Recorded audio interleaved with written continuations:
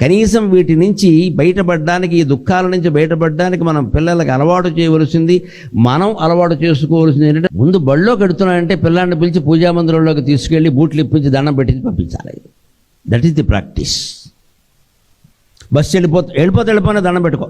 ఇది తండ్రి చేయించాలి. నన్ను అడిగితే తల్లి కాదండి. తండ్రి గట్టిగా ఉండాలి. అక్కడ ముందు తండ్రి చేయాలి. ఈయన గారు 9 వరకు లేకపోతే వాడెప్పుడు లేస్తాడు? తండ్రి అన్నవాడు ఇంట్లో ముందు 5:30కి లేచి 6:30కి స్నానం చేసి సంధ్యావందనమో పూజో అది లేచి తండ్రులు లేరు ఇక్కడ. నువ్వు 1 గంట వరకు ఉద్యోగం చేసి నమస్కారం పోనీ 8ంటికైనా ఏదో చెయ్యి, 9ంటికైనా చెయ్యి, ఆదివారమైనా చూస్తాడు. తండ్రి చేస్తున్న పూజా ప్రక్రియ కానీ, సంధ్యావందనం కానీ, అభిషేకం కానీ, నమస్కారం కానీ ఏదైనా పిల్లాడు చూశాడు అంటే అది ముద్ర పడిపోతుందమ్మా, ముద్ర పడిపోతుంది ఖచ్చితంగా. తండ్రి చాలా జాగ్రత్తగా ఉండాలి. ఆ భక్తి క్రమశిక్షణ తండ్రి నేర్పాలి. తల్లి ఎలాగూ చేస్తుంది. ఈ దేశంలో చెప్పక్కల వాళ్ళకి దీపం పెట్టకుండా వాళ్ళు ఏమీ తినరు. దీపం పెట్టకుండా కాఫీ తాగద్దని ఏ తల్లికి చెప్పక్కర్లేదు. చేస్తారు సహజంగానే, లేదా వాళ్ళ అమ్మాయినా చెబుతుంది. ఆ మాత్రం సెంటిమెంట్లో నమ్మకం ఏదైనా ఇంకా స్త్రీలలో ఉన్న మగాళ్ళందరూ ఇది అలవాటు చేసుకోవాలి. ముందు దేవుడు పూజ చేయాలి. చేస్తే పిల్లలు అలవాటు చేసుకుంటారు.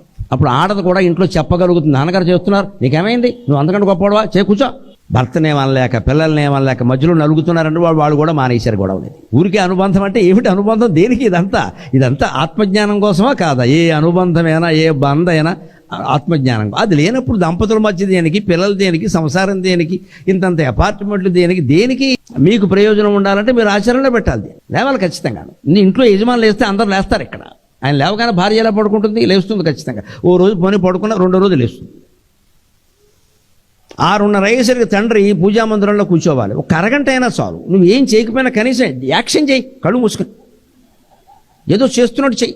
పోనీ ఏం చేయాలో చెప్పాడు. స్నాత్వా ప్రత్యూషకాలే